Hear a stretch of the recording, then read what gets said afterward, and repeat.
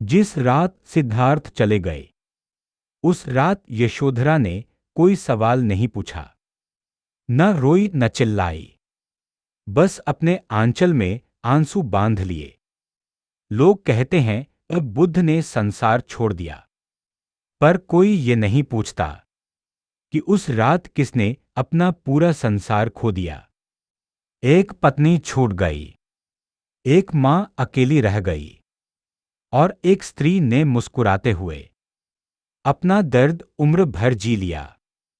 यह कहानी बुद्ध की नहीं है, यह कहानी उस स्त्री की है जो चुपचाप टूट गई, पर कभी शिकायत नहीं की। यशोधरा की मृत्यु, त्याग, प्रेम और निर्वाण की अमर कथा।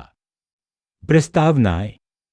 यशोधरा ये नाम केवल गौतम बुद्ध की पत्नी होने तक सीमित नहीं है, बल्कि यह त्याग, सहनशीलता, मौन प्रेम और आध्यात्मिक शक्ति का प्रतीक है। संसार के इतिहास में बहुत कम स्त्रियां ऐसी हुई हैं जिनका जीवन बिना किसी विद्रोह के इतना गहरा संदेश दे गया हो। यशोधरा का जीवन और उनकी मृत्यु दोनों ही शब्दों से अधिक मौन में बोलते हैं।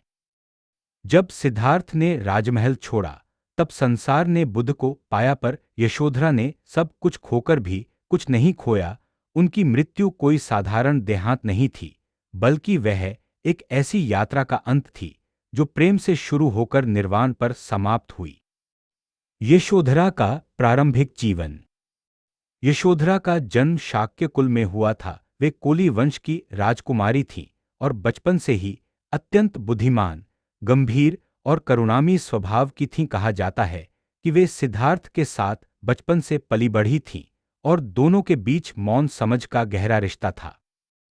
यशोधरा केवल सुंदर नहीं थीं, वे विचारशील थीं। उन्हें जीवन का सुख दुख दोनों का ज्ञान था। वे जानती थीं कि सिद्धार्थ सामान्य राजकुमार नहीं है, उनकी आत्मा किसी और ही दिशा में देखती है।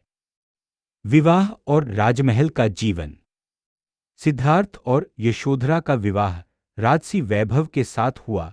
कपिलवस्तु का राजमहल उत्सवों से भर गया। यशोधरा ने एक आदर्श पत्नी की भूमिका निभाई, मर्यादित, शांत और समझदार। कुछ समय बाद यशोधरा ने एक पुत्र को जन्म दिया, राहुल। यह वह क्षण था जब यशोधरा को लगा कि सिद्धार्थ अब संसार से जुड़ जाएंगे, पर नीति कुछ और ही लिख चुकी थी।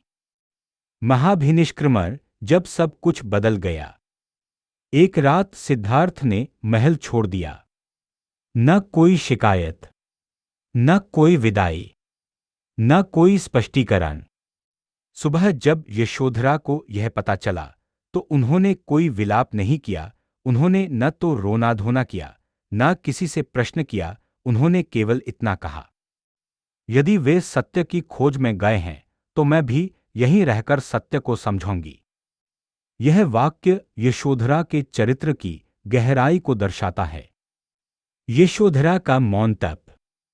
सिद्धार्थ के जाने के बाद यशोधरा ने राजसी वस्त्र त्याग दिए।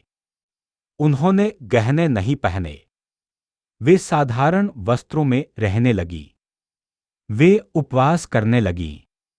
यह उनका मौन व्रत था, एक ऐसा तप जो किसी जंगल में नहीं, बल्कि भीड़ के बीच किया गया। उन्होंने अपने पुत्र राहुल का पालन पोषण किया, बिना किसी शिकायत के। उन्होंने अपने दुख को कभी क्रोध में नहीं बदला। बुद्ध की वापसी और यशोधरा का मौन। ज्ञान प्राप्ति के बाद जब बुद्ध कपिलवस्तु लौटे, तो पूरा नगर उन्हें देखने उमड़ पड़ा, पर यशोधरा नहीं आई। जब लोगों ने पूछा, तो उन्होंने कहा, यदि उन्हें मुझसे मिलना होगा तो वे स्वयं आएंगे। बुद्ध स्वयं यशोधरा के कक्ष में पहुंचे। यशोधरा ने कोई प्रश्न नहीं किया, कोई आरोप नहीं लगाया, कोई शिकायत नहीं की। उन्होंने बस अपने आचरण से कहा, मैंने भी त्याग किया है। यशोधरा का संन्यास। कुछ समय बाद यशोधरा ने बुद्ध से भिक्षुणी संघ में प्रवेश की अनुमति मांगी। प्रारंभ में बुद्ध हिचके, क्योंकि उस समय समाज स्त्रियों को यह अधिकार नहीं देता था। लेकिन अंततः यशोधरा और महाप्रजापति गौतमी के प्रयासों से भिक्षुणी संघ की स्थापना हुई। यशोधरा ने केश कटवाए, वस्त्र बदले और संन्यास ले लिया। वे अब राजकुमारी नहीं थी, वे साधिका थी। आध्यात्मिक उन्नति। बौद्ध ग्रंथों के अनुसार यशोधरा ने कठोर साधना द्वारा अरहंत पद प्राप्त किया, अर्थात वे जन्म मरण के बंधन से मुक्त हो गईं। उनके भीतर कोई पीड़ा नहीं बची थी, कोई शिकायत नहीं थी, कोई अधूरापन नहीं था। वे पूर्ण थी। यशोधरा की मृत्यु क्या हुआ था? बौद्ध साहित्य में यशोधरा की मृत्यु का नाटकीय या दुखद वर्णन नहीं मिलता। कहीं यह नहीं लिखा कि वे किसी बीमारी से मरी, कहीं यह नहीं कि वे किसी शोक में डूबी। ग्रंथ केवल इतना कहते हैं कि यशोधरा ने शांत चित्त से देह त्याग किया। यह मृत्यु नहीं थी, यह महापरिनिर्वाण से पहले का निर्वाण था। यशोधरा की मृत्यु का अर्थ। यशोधरा की मृत्यु एक संदेश है। प्रेम में अधिकार नहीं होता, त्याग में शिकायत नहीं होती, मौन में सबसे गहरा संवाद होता है। उन्होंने यह नहीं पूछा कि मुझे क्यों छोड़ा, उन्होंने यह पूछा कि सत्य क्या है। बुद्ध और यशोधरा अंतिम दृष्टि।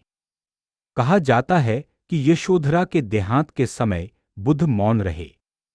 कोई शोक नहीं, कोई विलाप नहीं, क्योंकि वे जानते थे यशोधरा कहीं गई नहीं है, वे मुक्त हो चुकी हैं। राहुल और यशोधरा। राहुल भी आगे चलकर भिक्षु बने।